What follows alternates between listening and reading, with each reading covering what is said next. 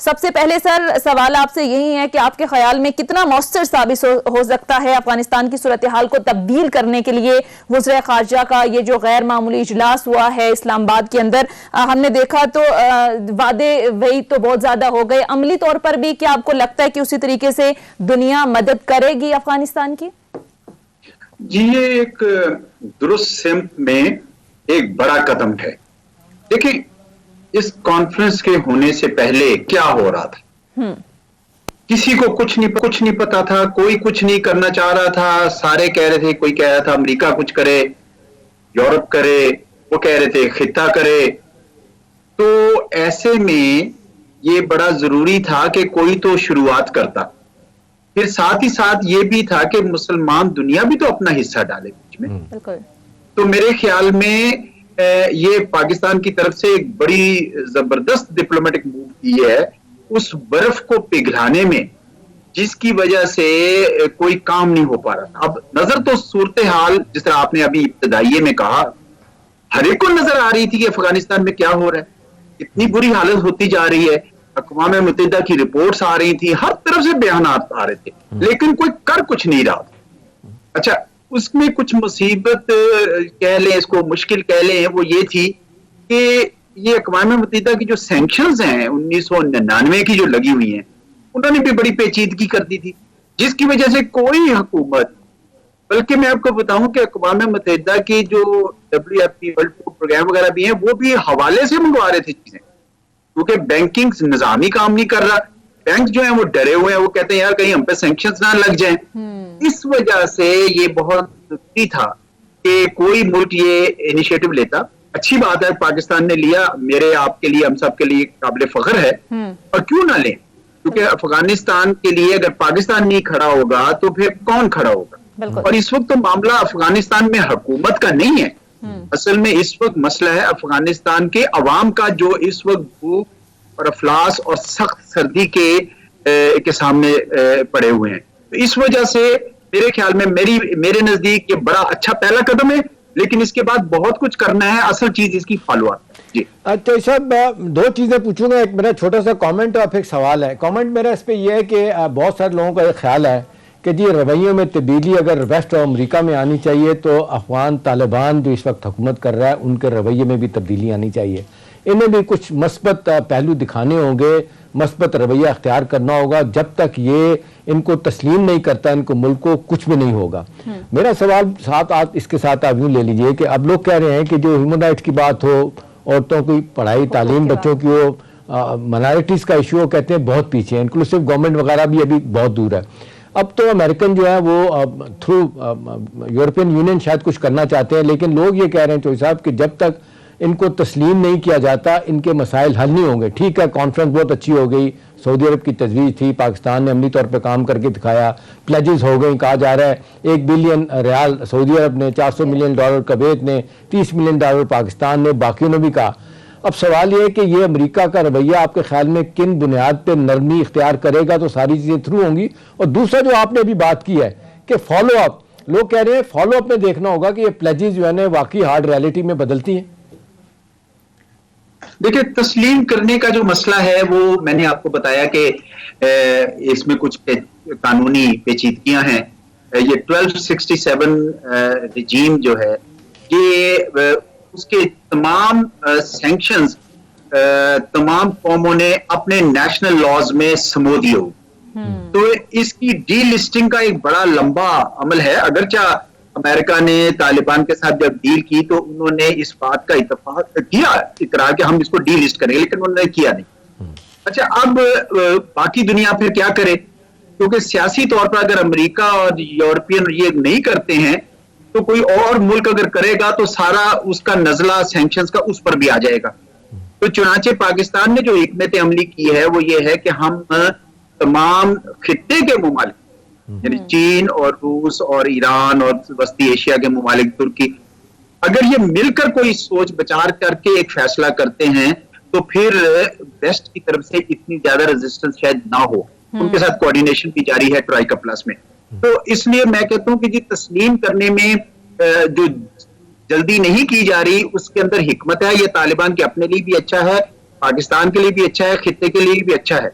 अब ये जुड़ा हुआ है सियासी तौर पर तालिबान के अपने रवैये पे, वो जो जिसका आपने इशारा किया।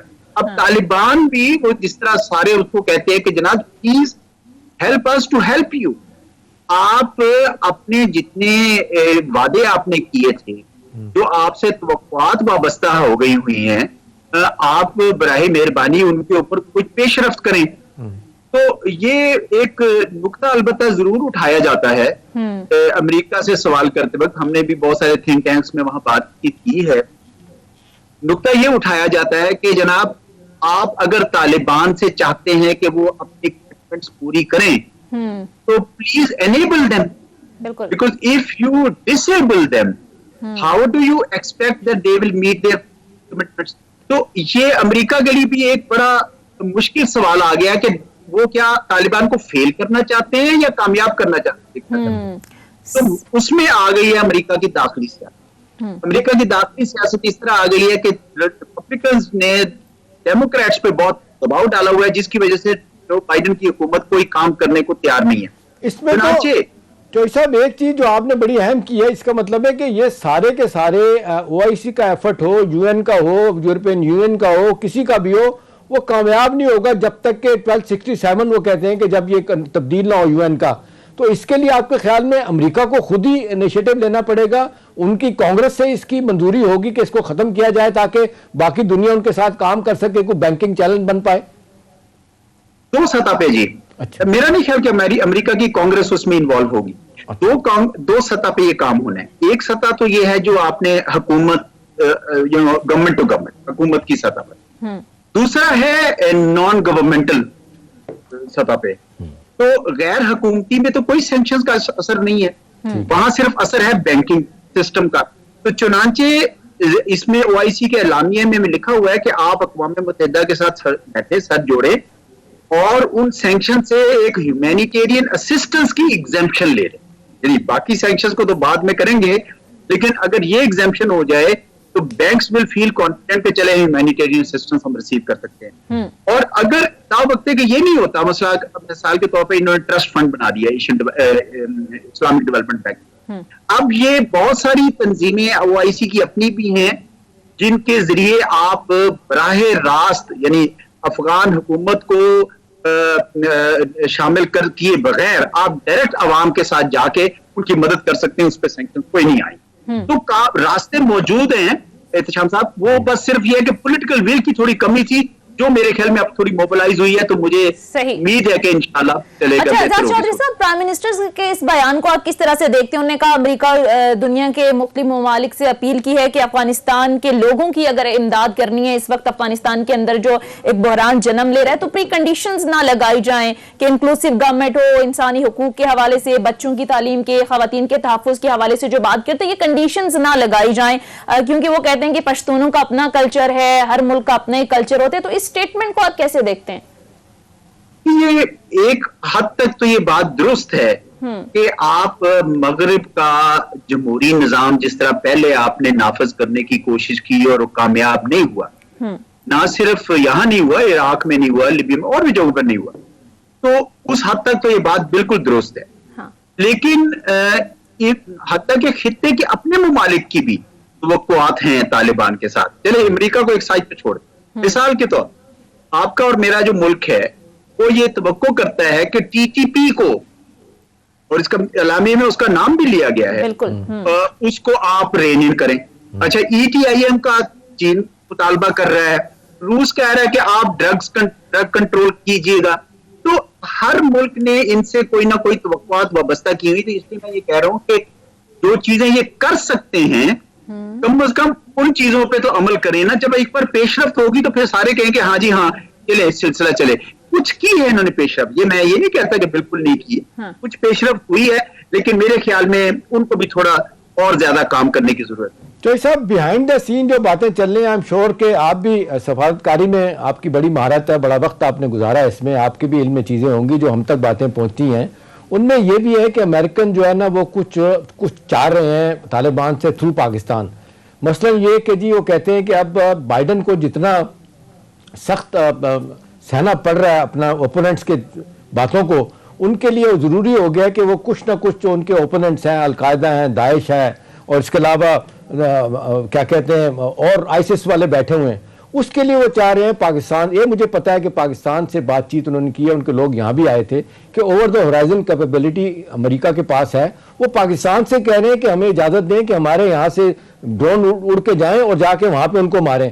पाकिस्तान उनको कह रहे हैं कि भी वहाँ पे तालिबान की एक हुकूमत आ गई है, अब वो सूरत हाल नहीं है, आप ये करना चाहते हैं तो you better first talk to them. आपको लगता है कि ये भी एक शर्त के तौर पे बात सामने आ रही है?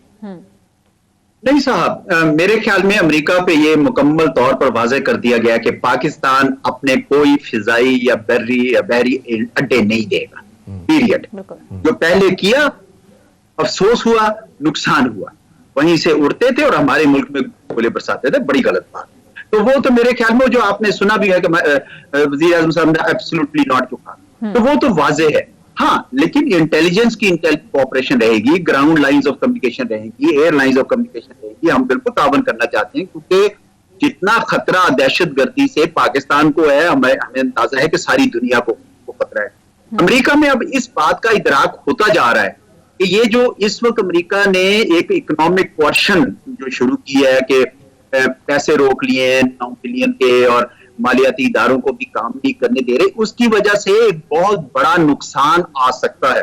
आपने देखा इतने सारे कांग्रेसमैन जो आवाज उठा रहे हैं, बहुत सारे थॉट लीडर्स भी बोले हैं, उनमें बड़े बड़े जय्यद नाम हैं, तो वहां पे भी इस बात का अंदाजा होता जा रहा है। और फिर वजीर आजम ने मेरे ख्याल में अपने खिताब में ये बड़ा दुरुस्त कहा कि कोई ये ना समझे कि अफगानिस्तान अगर डूबेगा तो उसके दूसरा कोई और मुल्क मुतासर नहीं होगा, सब मुतासर होंगे। जब यहाँ से रिफ्यूजीज की लहरें उठेंगी और यहाँ से खुदा न खास्ता वो दहशतगर्द दोबारा आ जाएंगे, तो इस वजह से पैगाम तो बड़ा क्लियर है कि ताउन करना है, लेकिन अफगानिस्तान को बचाना है, अफगानिस्तान के आम आवाम को बचाना है। सियासत थोड़ा रुक सकती है, इंतजार कर सकती है। अच्छा, एक चीज मैं पूछता हूँ और थोड़ा तो आपके पास भी वक्त कम है, फिर एक सोनिया आपसे सवाल पूछ लेंगे। अब ये हिंदुस्तान में भी चौधरी साहब ये कॉन्फ्रेंस 5 ममालिक की हुई है, उन्हें भी अब अफगानिस्तान से निकल के जाने के दुख नजर आ रहे हैं, उनके अहदाफ पूरे नहीं हो रहे।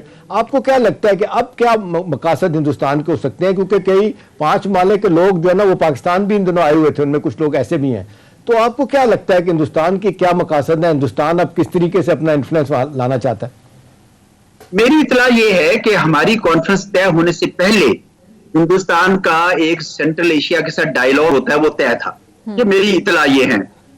और लेकिन तमाम सेंट्रल एशिया के मुमालिक ने अपने आप को वजीर की सतह पर, यानी अगर वजीर खारजा नहीं तो वजीर ट्रांसपोर्ट का वजीर आ गया, डिप्टी मिनिस्टर की सतह पर उन्होंने यहां भी अटेंडेंस की है, वहां पे भी अटेंडेंस की है, क्योंकि उनका एक अपना डायलॉग था, उसको वो मिस नहीं कर सकते थे। लेकिन ये कहना गलत है तो यहां नहीं आए, ये प्रोपेगेंडा है। वो सारे के सारे यहाँ पे आए और मुनासिब सतह पर रिप्रेजेंट हुए। अच्छा, अब आ जाता है हिंदुस्तान की तरफ से वो चाहते क्या है। मेरा ख्याल है कि हिंदुस्तान को, आपने खुद भी कहा उसका, कि उनको बड़ा सख्त इस बात का नुकसान हुआ कि उन्होंने अपने सारे अंडे अशरफ गनी के साथ और नॉर्दर्न अलायंस के साथ डाले हुए थे, उन्होंने तालिबान के साथ कोई राब्ता नहीं रखा हुआ था।